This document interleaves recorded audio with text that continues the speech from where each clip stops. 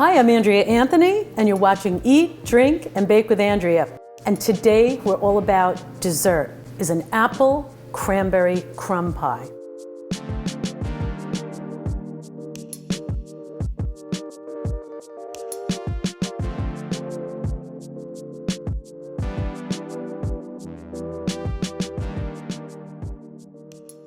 Let's talk about our ingredients. We have our Granny Smith apples, and we have our cranberries, which have been chopped, and we have a little bit of orange rind, some flour, sugar, and cinnamon.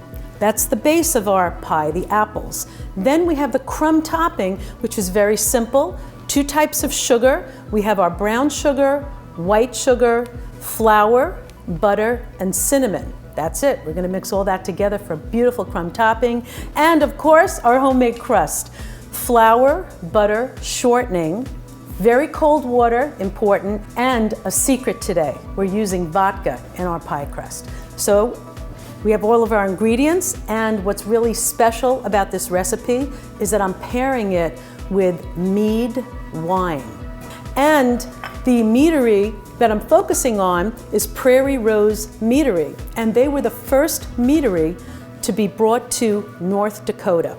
Now this is their basic traditional mead, which is the honey mead, but then they do all kinds of other mead made with fruit and spices. And this one today is the vanilla cinnamon, which is gonna go so well with our apple cranberry crumb pie. So let's get started. We're going to start with our crumb topping, and you notice I have gloves on. This is a little bit messy. Let's start with our sugars. We have our brown sugar. We're going to break that up in the bowl, and now we're adding the white sugar. See how that's mixed nicely? We can add the cinnamon. Now we're adding our flour, and notice how I'm just kind of tossing it together. All right, now the butter. Now the butter should be room temperature. And you're going to press that into the bowl. It takes a little while for it to form crumbs. That's what we're looking for. You should be able to squeeze it and it holds together, and you know it's finished. All right, I'm going to clean up a little bit and then we'll go on to the next phase. Let's start with our pie crust for the next phase. Okay, now what we have here is sifted all-purpose flour. All right, and we're doing this in 2 phases. We can put our sugar in, just a little bit of sugar. Now I have to point out, it's very, very important that your butter and your shortening are ice cold. Okay, once that's in, now we're going to pulse a bit. Now we're trying to disperse the shortening throughout the flour before we add the next phase of the fat, which will be the butter. Okay, and we're looking good. Now you want to scrape the sides, and you can kind of see where we are right now, okay? You don't really see many lumps in there. It's well distributed, so that means it's time for the next level. And I'm using salted butter. Many recipes call for unsalted butter and a pinch of salt. Now what'll happen is you're going to see the flour run up the sides of the food processor. Okay, now next we're adding the next level of butter. So we started with 4 tablespoons, now we're adding 8 more. You know, pie crust takes a lot of patience. It's a little high maintenance, but the results are definitely worth it. Okay, so next level, we're going to mix that up again. Once again, we're going to scrape the sides, mixing well. And now we're ready for the vodka. Now what this does is it evaporates, and it doesn't bind the gluten the same way water does. So it makes for a crispier crust with a better texture. That's the secret. So we're putting that in, and the water. Now this is the tricky part. You don't want to put too much or not enough. So I'm going to say 3 to 4 tablespoons. But let's start out with 3 first and see what we look like. Now the other thing about pie crust, you don't want to work it too much or it will get tough.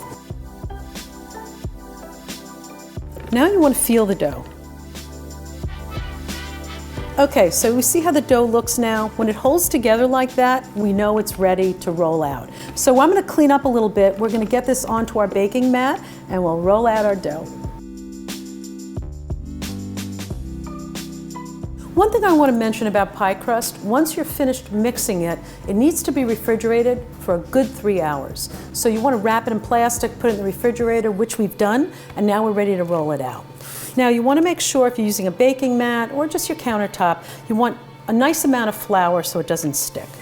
A little bit on top and a little bit on your rolling pin. Now just to point out, if you don't have a rolling pin, you can use something like this, and it works really well. Now sometimes what will happen when you're doing this, nice to have one of these, you want to look underneath, and if you think it starts to stick, have some extra flour nearby. See how this dough is nice and supple? Okay, and this is where this comes into play. Now here's our 9.5-inch pie pan, and you fold it in a half moon and you flip it right into the pan. Now notice how we're covering the sides of the pan. Now you want to press your fingers around the edges so it form fits. We're coming around the edges like this. And next, index finger and these two fingers. We're going to push in right like that. I like pies to look rustic. You don't want them to look too perfect. Now, when we're at that point, have a fork nearby, and we're just going to prick the bottom. Okay, that allows the heat to get in there and cook everything nicely. All right, and there's our pie crust. And once I clean up, then we're gonna get to the best part, which is our apple filling.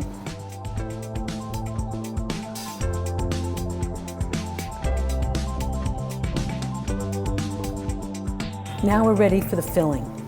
We have our apples that have been pre-sliced. You know, when you're making apple pie, they will be tossed in with other ingredients, and I don't find that step to be absolutely necessary.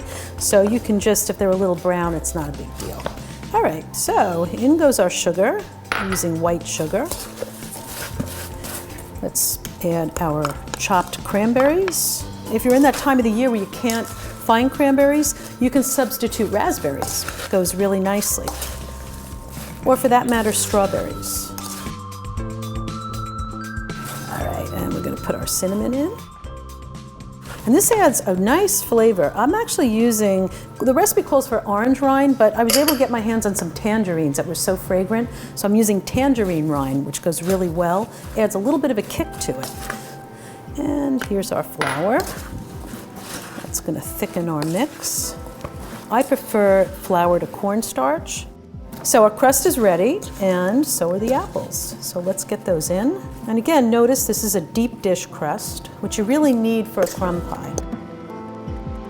Now don't let this scare you, because it's gonna look like there are too many apples in there, but they will cook down. But the main thing you wanna do now is make sure that you move the apples into the crust so that when we put our crumb topping on, they are completely covered by the crumbs. If you have little edges stick out, they will dry out in the oven. Okay, now the crumbs. Look at that beautiful crumb topping. Perfect consistency. Okay, this is the part about the apples. You just want to move around here and make sure that they're all covered. We have no apples protruding out. What you're going to do is you're going to pop it in the oven for about 15 minutes at 400 degrees, and then you're going to lower the heat to 375. Now, I recommend tenting it with some tin foil so that the crumbs don't get too brown in the cooking process. We are good to go. So let's get that in the oven, and we'll be back soon.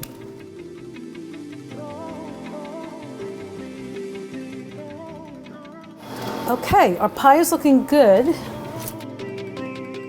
Okay, also good to use parchment paper on nice baking sheet, and we're looking good. We have our apple crumb pie, and what we did was we cooked it, it's about another 55 minutes. So once you tent it with the foil and it's cooked for 15 minutes and we decrease the heat, then you have about another 50 to 60 minutes depending upon your oven, but it should be nice and golden, and that's what you're looking at. Apple cranberry crumb pie.